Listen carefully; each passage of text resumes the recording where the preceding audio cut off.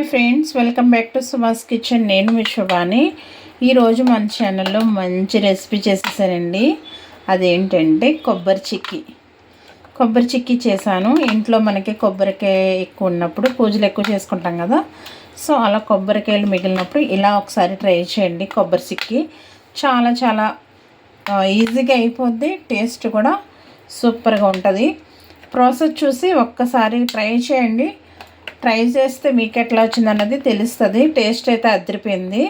ఒకసారి డెఫినెట్గా ప్రాసెస్ మొత్తం చూసి ఈ కొబ్బరి చిక్కీ అనేది తప్పకుండా ట్రై చేయండి. మన కొబ్బరి చిక్కీ చాలా సింపుల్గా చేసేసుకోవచ్చు. మనకి బెల్లం కొబ్బరికాయ ఉంటే చాలు. ఈ కొబ్బరి చిక్కీ అనేది సింపుల్గా అయిపోద్ది. టైం కూడా పెద్ద టైం ఏమీ పట్టదు. మనకి కొబ్బరి కూర వేపుకోవడానికి తప్ప మిగతా ప్రాసెస్ అంతా చాలా సింపుల్గానే అయిపోద్ది. తప్పకుండా ట్రై చేయండి ఒకసారి ఇలా, ఓకేనా. ఇప్పుడు మనం ఈ కొబ్బరి చిక్కీ ఎలా చేయాలో ప్రాసెస్ అయితే చూసేద్దాం. ప్రాసెస్లోకి వెళ్ళే ముందు మన ఛానల్ ఎవరైనా సబ్స్క్రైబ్ చేసుకోకపోతే సబ్స్క్రైబ్ చేసుకుని సపోర్ట్ చేయండి. ఇప్పుడు మనం ప్రాసెస్లోకి అయితే వెళ్ళిపోదాం.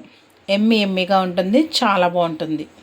చూడండి, కొబ్బరి చిక్కీ కోసం నేనైతే ఒక కొబ్బరికాయ తీసుకున్నాను. ఇప్పుడు దీన్ని పై తొక్క అన్నీ తీసేసి చిన్న చిన్న ముక్కల కింద కట్ చేసి పెట్టుకుందాము.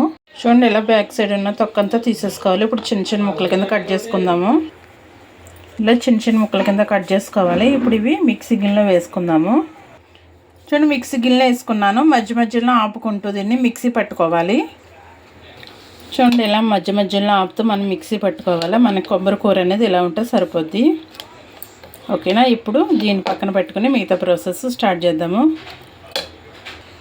చూడండి, ఇప్పుడు స్టవ్ వెలిగించుకొని స్టవ్ మీద ప్యాన్ పెట్టుకున్నాను. ఇప్పుడు ముందుగా మనం మిక్సీ పట్టుకున్నాం కదా కొబ్బరి కూర, ఈ కొబ్బరి కూరన ప్యాన్లో వేసుకుందాము.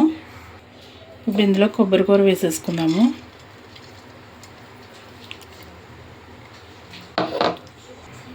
ఇప్పుడు ఈ కొబ్బరి కూరను మనం డ్రైగానే ఫ్రై చేసుకోవాలి. స్టవ్ అనేది మీడియంలోకి సిమ్లోకి మార్చుకుంటూ ఇది మనం డ్రై ఫ్రై చేసుకోవాలి. ఎందుకంటే మన కొబ్బరిలో నీళ్ళు ఉంటాయి కాబట్టి ఆ నీళ్ళు అనేది డ్రై అయిపోయేంత వరకు దీన్ని ఫ్రై చేసుకోవాలి. ఫస్ట్ దీన్ని డ్రైగా ఫ్రై చేసేసుకుందాం. చూడండి, ఇలా ఒక 15 మినిట్స్ పాటు మనం ఇలా డ్రైగా ఫ్రై చేసుకుంటే దీంట్లో నీళ్ళన్నీ ఇంకిపోయి ఇలా వస్తుంది. మనకి స్టీల్ ప్యానం పెట్టుకుంటే అడిగట్టేస్తుంది. అడిగట్టినప్పుడు ఇలా గోకేసుకుంటే మనకి వచ్చేస్తుంది. ఇలా మన డ్రైగా ఫ్రై చేసుకుని ఒక 15 మినిట్స్. ఇప్పుడు ఒక స్పూన్ నెయ్యి వేసుకుందాము. ఇందులో ఇప్పుడు ఒక స్పూన్ నెయ్యి వేసుకుంటున్నాను. ఒక స్పూన్ నెయ్యి వేసుకుని ఇప్పుడు మనకి ఇది కలర్ చేంజ్ అయ్యేంత వరకు ఫ్రై చేసుకోవాలి. మనకి కొంచెం గోల్డెన్ కలర్లోకి వచ్చేంత వరకు దీన్ని సిమ్లో పెట్టేసుకోండి. ఇప్పుడు స్టవ్ మొత్తం సిమ్లో పెట్టేసుకుని కొంచెం కలర్ మారేంత వరకు దీన్ని ఫ్రై చేసుకోవాలి. చూడండి, మనకి కొద్దిగా కలర్ చేంజ్ అవుతుంది కదా. మనం అలా కలుపుతూ దీన్ని ఫ్రై చేసుకున్నామంటే మొత్తం కొబ్బరి కూర అంతా ఈవెన్గా ఏగుతుంది. అలా వదిలేకుండా అలా కలుపుతూ వేపుకోండి. మొత్తం అంతా బాగా ఏగుతుంది. మనకి ఇంకా రెడ్ కలర్లో రావాలి, బ్రౌన్ కలర్లో వస్తే సరిపోద్ది. చూసారా, కొంచెం రంగు మారుతుంది. చాలా ఓపికగా వేపుకోవాలి దీన్ని. స్టవ్ సిమ్లో పెట్టేసుకుని నిదానంగా వేపుకోండి, అంతా ఈక్వల్గా ఎగుతుంది. చూడండి, ఫైనల్గా మనకి ఈ కలర్ వస్తే సరిపోద్ది. ఇప్పుడు మనం స్టవ్ ఆపేసుకుందాము. స్టవ్ ఆపేసుకున్నా సరే ఒక 5 నిమిషాలు కలుపుతూ ఉండండి.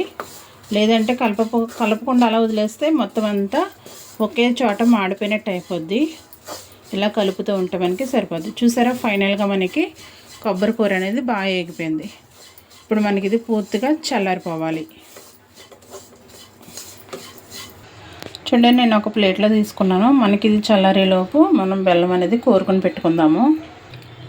చూడండి, మనకి ఇది చల్లారిపోయింది. దీన్ని ఇప్పుడు కొలుచుకుందాము. ఎంత వచ్చిందన్నది కొలుచుకోవాలి. ఎందుకంటే మనం బెల్లం కొలతల ప్రకారంగా వేయాలి కదా. సో ఇది మనం వేపేసుకున్న తర్వాతే మనం కొలుచుకోవాలి, ముందు కొలుచుకోకూడదు, ఓకేనా. ఇప్పుడు ఇది ఎంత వచ్చిందో కొలుచుకుందాం. చూడండి, నాకు ఇది కరెక్ట్గా 1 కప్పు వచ్చింది. ఇప్పుడు 1 కప్పు వచ్చింది కాబట్టి ఇప్పుడు 1 కప్పు బెల్లం తీసుకుందాము. ఓకేనా. మళ్ళీ స్టవ్ వెలిగించుకొని ప్యాన్ పెట్టుకున్నాను. మనకి కొబ్బరికూర అనేది 1 కప్పు వచ్చింది కదా. 1 కప్పు కొబ్బరికూరకి నేను 1 కప్పు బెల్లం వేసుకుంటున్నాను. 1 కప్పు బెల్లం వేసుకుని 1/4 కప్పు వాటర్ వేసుకుంటున్నాను. ఇప్పుడు మనం ఈ బెల్లం అంతా బాగా కరిగించుకోవాలి. ఫస్ట్ వాటర్ ఎక్కువ వేయొద్దు, 1/4 కప్పు. మీకు ఒకవేళ కొబ్బరికూర అనేది 2 కప్పులు వస్తే బెల్లం కూడా 2 కప్పులే. మనకి ఇక్కడ కొబ్బరికూర అండ్ బెల్లం 2 ఈక్వల్ క్వాంటిటీ ఉండాలి. నాకు 1 కప్పు కొబ్బరికూర వచ్చింది కాబట్టి 1 కప్పు బెల్లం తీసుకున్నాను. ఇప్పుడు ఈ బెల్లాన్ని బాగా కరిగించుకుందాము. మనకు బెల్లం కరిగేలోగా మీరు ఆ మిశ్రమం అంతా ఎందులో తీసుకోవాలనుకుంటున్నారో, చాక్ బోర్డు మీద కానీ ఇలా స్టీల్ ప్లేట్లో కానీ తీసుకునేలా అంటే దానికి ముందుగా నెయ్యి అప్లై చేసి పెట్టేసుకోండి రెడీ. కానీ ఎందుకంటే మనకి తర్వాత టైం ఉండదు కాబట్టి ముందుగానే నెయ్యి అనేది అప్లై చేసేసుకుని పెట్టేసుకోవాలి. నేను స్టీల్ ప్లేట్లో తీసుకుంటున్నాను కాబట్టి దీనికి ముందుగా నెయ్యి అప్లై చేసి పెట్టుకుంటున్నాను. మీరు ఒకవేళ చాక్ బోర్డు మీద తీసుకుందాం అనుకునేలా అంటే దానికి నెయ్యి అప్లై చేసి పెట్టేసుకోండి ఫస్ట్. చూడండి, ఇలా బెల్లం అంతా కరిగిపోయిన తర్వాత దాంట్లో ఏదైనా తుక్కు లాంటిది ఏదైనా కనిపిస్తే కనుక వడకట్టుకోండి. నాకేమీ లేదు కాబట్టి నేను డైరెక్ట్గానే ఇలాగే ఉడికించేసుకుంటున్నాను పాకాన్ని. మనకి గట్టి పాకం రావాలి. ఇది ఇప్పుడు ముదురు పాకం వస్తే అప్పుడు మనకి చిక్కీకి బాగా పనికొస్తుంది. ఓకేనా. ఫస్ట్ దీన్ని బాగా ముదురు పాకం వచ్చేలాగా ఉడికించుకుందాము.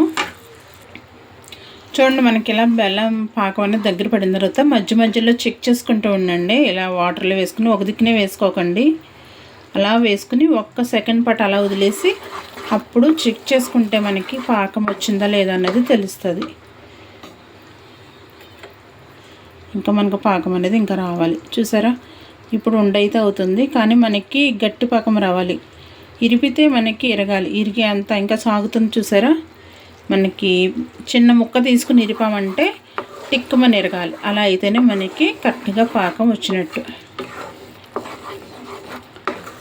ఈ స్టేజ్ నుంచి మనము అలా చెక్ చేసుకుంటూనే ఉండాలి.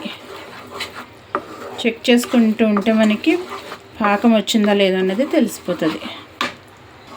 చూడండి, మరోసారి చెక్ చేస్తున్నాను నేను వాటర్లో వేసి. ఇలా ఒక దిక్కునే వేయకండి. ఇలా వేసుకుంటే మనకి ఇరపడానికి కూడా బాగుంటుంది కదా. 1 నిమిషం అలా ఉంచి అప్పుడు చెక్ చేసుకుందాం దీన్ని.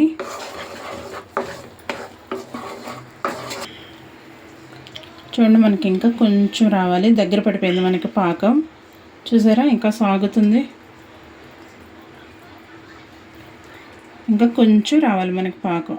చూసారా, గట్టిగా అయితే అయిపోయింది కానీ ఎరడానికి వీల్లేదు కదా, అందుకే ఇంకా కొంచెం రావాలి. అలా చెక్ చేసుకుంటూనే ఉండాలి మనకి లాస్ట్ మూమెంట్లో.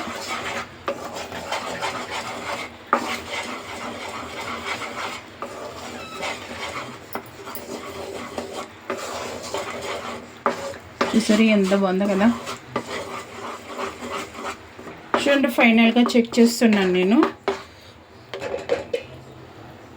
ఇలా ఒక దిక్కునే కాకుండా ఇలా వేసుకోండి సరిపోద్ది. ఇలా వేసుకుని 1 నిమిషం పాటు అలా వదిలేసి అప్పుడు చెక్ చేసుకుందాము. చూడండి, మనకి ఇలా ఇంకా టిక్ మనాలి. చూసారు, ఇంకా టిక్ మనట్లేదు మనకి, ఇంకా టిక్ మనాలి. టిక్ మనేంతవరకు మనం పాకం అనేది ఇలా ఉడకబెట్టుకోవాలి. ఇంకొకసారి చూసేద్దాం లాస్ట్.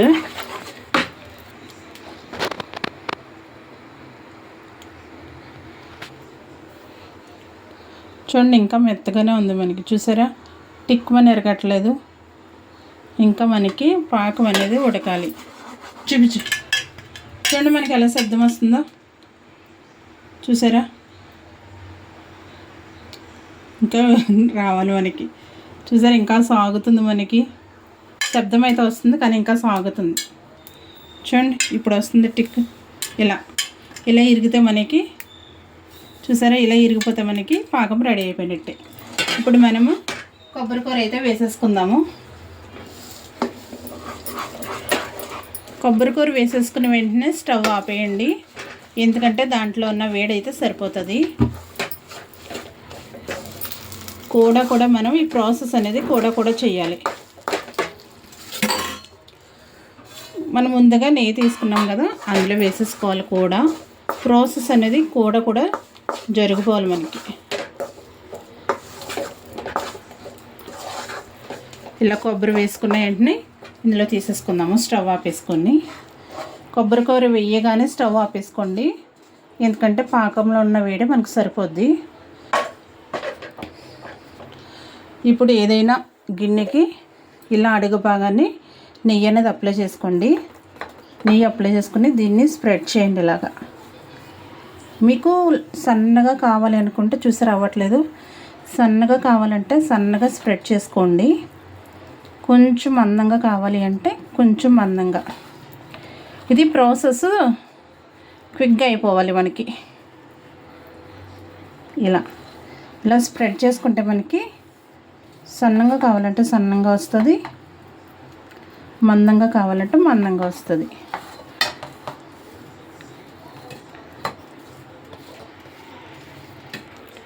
ఇలా మొత్తం స్ప్రెడ్ చేసుకుని కొంచెం చల్లారిన తర్వాత ఘాట్లు పెట్టుకుందాము.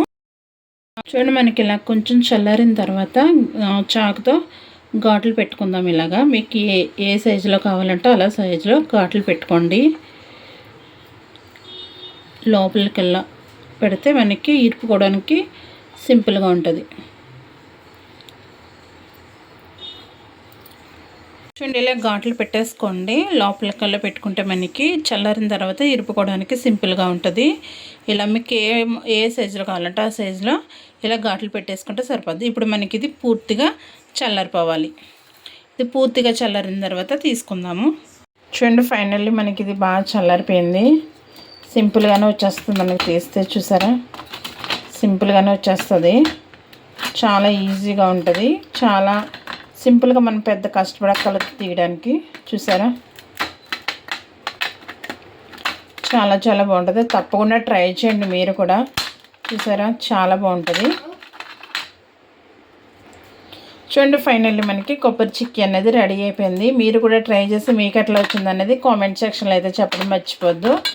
ఎంతో టేస్టీగా ఉండే కొబ్బరి చిక్కీ అయితే రెడీ అయిపోయింది. చూసారా, చాలా సింపుల్గా అయిపోయింది కదా. ప్రాసెస్ చూసి మీరు కూడా తప్పకుండా ట్రై చేయండి. ఓకేనా. ఇలా మనకు పూజలు ఎక్కువ ఉన్నప్పుడు కొబ్బరి ఇంట్లో ఉంటుంది కాబట్టి ఆ టైంలో మనం ఇలా చేసుకుంటే పిల్లలు కూడా చాలా ఇష్టంగా తింటారు. చూస్తే ఫైనల్లీ మనకి ఎంతో కమ్మని కొబ్బరి చిక్కీ అయితే రెడీ అయిపోయింది. ఈ వీడియో నచ్చితే లైక్ చేసి షేర్ చేయండి. అలాగే మరిన్ని వీడియోస్ కోసం సుభాష్ కిచెన్ ఛానల్ని సబ్స్క్రైబ్ చేసుకుని సపోర్ట్ చేయండి. కమ్మని కొబ్బరి చిక్కీ అయితే రెడీ అయిపోయింది. Thank you for watching.